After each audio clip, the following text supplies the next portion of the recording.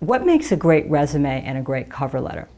What's important to know is that these are marketing documents. It's also important to know that the average employer now takes up only about 7 seconds. So they're not reading these resumes, they're skimming these resumes.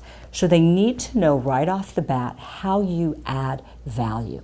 So here's a great example of a recent alum's resume. It's 1 page, although 2 pages would be fine. This person has their contact information. They are then listing their education, although it's possible to put the education at the bottom. You need to ask yourself, is it my education that's more marketable, or is it my experience? This is also a good resume because rather than just a mini job description in the experience section, this former student is using what we call accomplishment statements to describe his experience. Basically 3 criteria. You want to begin with a nice strong action verb, and in our resume writing handout we have a list of 100+ action verbs. Then as you write each of your sentences or phrases, you want to say to yourself, so what?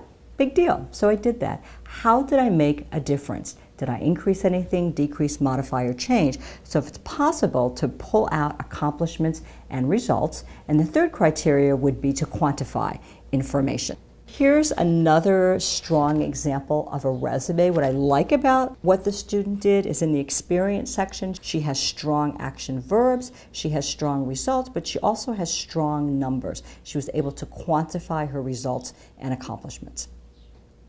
In terms of cover letters, it's important again to know that this is another marketing document, relevant, should be 1 page, and should be a highly customized document.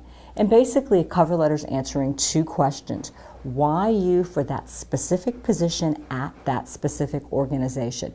So it's certainly important to have a strong resume and a cover letter, but it's important to remember that the #1 job search strategy is networking, and you don't want to have an entirely reactive job search, just reacting to jobs that are posted on internet job boards, for example. The problem is you don't know them, they don't know you, your odds of being called in are probably slim. So I highly encourage you to implement networking, to conduct a series of informational meetings, so in fact they're meeting you first, and then your resume comes along, and it's more of a placeholder, and then it doesn't weigh as much.